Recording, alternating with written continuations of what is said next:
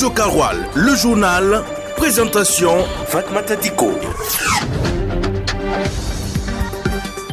Le verdict de l'affaire opposant le ministère public à Maker Ouédraogo, ancien président de l'université Nazi Boni, est enfin connu. Les étalons du Burkina Faso et les aigles du Carthage seront en match amical à 17h30. La chronique du jour portera sur les excès durant les fêtes. La sonnette d'alarme dans un instant. Mesdames et messieurs, c'était le sommaire du Soir Info sur la 104.6 FM. Bonsoir et bienvenue. Comme je l'ai annoncé en titre, ce lundi 2 juin 2025, le tribunal correctionnel de Bobo-Dioulasso a rendu son verdict dans l'affaire opposant le ministère public à Maker Ouédraogo, ancien président de l'université Nazi Boni. Ce dernier a été relaxé pour infraction non constituée, mettant ainsi fin à un procès très suivi depuis son ouverture. Les détails de cette actualité avec Ismaël Konfé. Maker Ouédraogo était poursuivi pour abus de fonction, détournement des deniers publics, fraude dans la passation des marchés publics et blanchiment de capitaux durant sa gestion de l'université Nazi Boni entre 2017 et 2022. Lors des débats, l'ancien président a rejeté en bloc toutes ces accusations. Selon lui, l'unique opération qu'il a supervisée et qui n'a pas suivi les règles sont l'achat des équipements d'ordre sanitaire. Ce sont principalement les masques du Covid-19 pour réparation du préjudice moral. La partie civile qui sont le RENLAC et l'agent judiciaire de l'État avaient respectivement exigé 1 501 000 francs CFA et 1 million 1 francs CFA. Au regard des manques de preuves évidents, le procureur du Faso avait requis la relaxe pour le détournement, 12 mois de prison avec sursis et 2 millions de francs CFA d'amende ferme pour abus de fonction et fraude dans la passation des marchés. Si le proviseur demande la relaxe pour certains faits, le tribunal, lui, tranche en déclarant que les infractions ne sont pas constituées. Ainsi, Maker Ouédraogo a donc été entièrement relaxé. La défense a salué cette décision avec un grand soulagement. Elle a donc plaidé la réintégration de Maker Ouédraogo comme enseignant en médecine. De la justice, faisons un tour en culture pour évoquer la répartition des droits d'auteur. Le bureau burkinabé du droit d'auteur BBDA a organisé ce lundi 2 juin 2025 à Bobo-Dioulasso une conférence de presse pour annoncer la traditionnelle répartition des droits du mois de mai 2025. Les détails de ces répartitions qui vont débuter demain mardi, simultanément à Ouagadougou et à Bobo-Dioulasso avec Mamoudou Diallo. Cette conférence de presse s'inscrit dans la dynamique d'information et de transparence afin que l'ensemble des acteurs du secteur culturel et en particulier les membres du bureau burkinabé du droit d'auteur BBDA soient pleinement informés du travail au sein de l'institution. Le directeur général du BBDA, Dr Lega, a rappelé que la répartition de mai 2025 porte sur les droits de représentation et la copie privée des œuvres d'art graphique et plastique qui sont les droits dus par les utilisateurs pour les exécutions publiques des œuvres littéraires et artistiques protégées. Le montant global net de ces droits mis en répartition au titre des droits de représentation et de rémunération pour copie privée des œuvres d'art graphique et plastique s'élève à plus de 412 millions de francs CFA contre plus de 406 millions de francs CFA en 2024, soit un taux d'accroissement de 1,59%. Les bénéficiaires membres du BBDA à cette répartition sont au nombre de 877 sur un total de 11 743. Le montant des bénéficiaires membres du BBDA s'élève à environ 396 millions, soit 87,16% du montant total mis en répartition. Aux bénéficiaires membres du BBDA, il est octroyé un montant allant de 1 500 comme droit minimum payable à un montant d'environ 12 400 000 francs CFA. En plus du paiement des droits de mai 2025, les droits en instance des années 2021, 2022, 2023, 2024 et février 2025 d'un montant d'environ 431 millions seront également mis en paiement, soit une somme globale d'environ 840 millions de francs CFA. Comme actualité en bref, on parle de santé. Les 2 et 3 juin 2025, des agents de santé venus de plusieurs districts sanitaires du pays vont renforcer leur capacité pour diagnostiquer précocement les cancers chez les enfants et chez les jeunes. Selon les statistiques, entre 15 000 et 20 000 enfants développent par an des cancers en Afrique francophone. Au Burkina Faso, on estime à plus d'1 million le nombre de nouveaux cas de cancer pédiatrique unique par an,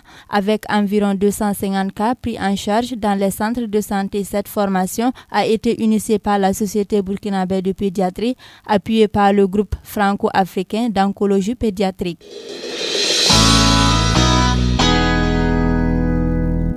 Après 2 jours de conclave, les ministres chargés de la justice de l'Alliance des États du Sahel AES ont pu rédiger un document final qui a abouti à une nouvelle architecture judiciaire de l'AES. Découvrons le contenu du communiqué final avec Cheikh Yannick Somé. L'emprise négative des puissances impérialistes a amené les ministres en charge de la justice membres de l'Alliance des États du Sahel AES à conjuguer leurs efforts pour une mise en commun des instruments juridiques. Parmi ceux-ci, il y a la création d'une cour pénale sahélienne et des droits de l'homme. Cet organe sera chargé de juger les infractions de crimes contre l'humanité, de crimes de guerre, de crimes de génocide et de crimes d'agression, mais aussi les infractions liées au terrorisme et au financement du terrorisme, au blanchiment de capitaux et aux violations graves des droits de l'homme. Le communiqué final des ministres aésiens de la justice a aussi prévu la construction d'une prison de haute sécurité qui sera rattachée à la Cour pénale sahélienne et des droits de l'homme. Cette mesure va permettre d'harmoniser les statuts du personnel pénitentiaire des 3 pays afin de les rendre conformes aux règlements internationaux. Pour ce faire, un comité d'experts va être chargé de rédiger les statuts et textes régissant les professions libérales du secteur de la justice. Le communiqué final de 20 points fait ressortir l'entraide judiciaire entre les États de l'AES,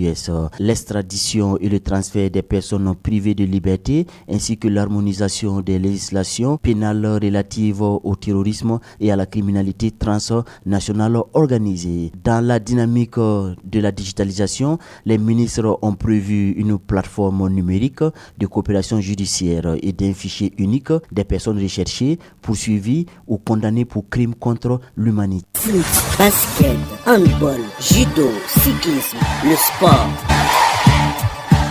Dans l'actualité sportive, on parle du match amical entre le Burkina Faso et la Tunisie. En effet, les étalons seniors vont s'opposer à 17h30 aux Aigles du Carthage sur le stade olympique de Radès en Tunisie. Un match amical qui va permettre aux 2 nations, Burkina Faso et Tunisie, de mieux se préparer pour les éliminatoires du mondial en septembre et octobre 2025. L'état d'esprit des étalons avant ce match avec Cheikh Yannick Somé. La réunion technique pour la rencontre Tunisie-Burkina Faso s'est tenue hier dimanche. Les étalons vont jouer en vert pour les joueurs de champ et les gardiens de but seront habillés en gris. Le coach Brahma Traoré a fait appel à 4 gardiens dont Hervé Kofi et Farid Ouedraogo. Si Issoufou Dayo a été convoqué, ça n'a pas été le cas du milieu de terrain Blati Touré qui vient d'être vainqueur avec son club Pyramids FC de la Ligue des Champions. Pour le capitaine des étalons Bertrand Traoré, l'équipe a été bien choisie car, dit-il, dans notre équipe, il n'y a pas d'anciens, il n'y a pas de nouveaux,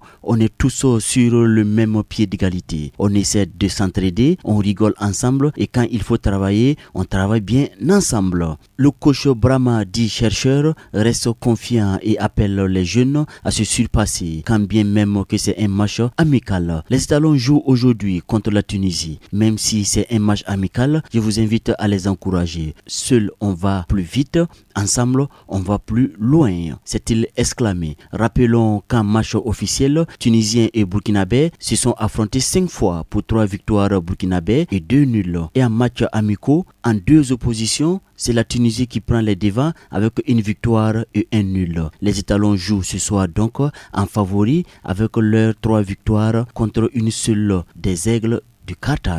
Refermons les portes de cette édition avec la chronique du jour. Plus que 4 jours pour la Tabaski, la fête de l'Aïd el-Bekir reste un jour de joie et malheureusement un jour où beaucoup s'adonnent à des excès. Pour tirer la sonnette d'alarme sur ces excès qui peuvent être néfastes, que cette chronique vous est proposée par Ismaël Konfi. Tout est au rendez-vous. Le carburant est arrivé, les motos ont été révisés en bonne forme et sérieux ce gâteau, les Madrilènes sont contents parce qu'ils sont parvenus en quart de finale de la Ligue des Champions et les Barcelonais aussi parce que l'Inter a perdu face au Paris Saint-Germain. Comme une bénédiction de Dieu, la Tabaski est à quelques jours. La Tabaski, la fête du mouton. Voici une occasion de convivialité. parce qu'on ne peut pas distinguer Moussa de Joseph ni Issa de Jean. Le jour de la Tabaski, tout le monde s'appelle Yacouba. Qui est fou pour laisser passer ces morceaux de viande? Allons, boucher, serre-moi un morceau de viande là. Car passé ce jour, il faut l'année prochaine encore. C'est dans serre-moi que le lendemain, on ne peut plus rester sur place à cause de la diarrhée. Faut voir dans les services, c'est la garde. C'est qui est dans le WC là? Joe, calme-toi, j'arrive. Les jours de la Tabaski, ceux qui ont le sang chaud, après avoir fini la prière, après avoir fini les travaux domestiques, place à la bamboula. On sort les bling-bling, les fringues, les choses, tout ce qui peut impressionner. Comme avec ses trophées, le Real cherche à impressionner le Barça. Puis, on démarre sa moto. En voulant toujours impressionner, on roule à tombeau ouvert. On tente de montrer tout son savoir avec la moto comme le fait Yamal avec la balle. Si ça marche, tant mieux. Mais si ça dérape, on supporte seul la douleur, on met les parents dans des dépenses. Tiens, si la police faisait une sortie pour rappeler à ceux qui veulent faire du rallye de penser à la pelle, à la pioche, au caniveau pour rouler à 5 à l'heure. La jeunesse, c'est le sang chaud, c'est vrai, mais de grâce, ne transformez pas la joie en pleurs, car même si on est content tous les jours, nous le sommes encore plus le jour de la Tabaski ou l'Aïd el-Kébir. C'est une fois par an, s'il vous plaît, mettez de la mesure dans vos actes le jour de la fête. À bon entendeur, salut. Radio Karoual, le journal, présentation Fatmata Diko. Mesdames et messieurs, c'est la fin de cette édition sur la 104.6 FM. Merci à vous de l'avoir suivi. À la manipulation technique, on a Amadou Diko. Amma Sissé vous retrouve en version Fulfulde et quant à moi, je vous donne rendez-vous demain pour d'autres actualités. Agréable soirée suite au programme de la Radio Kaoural.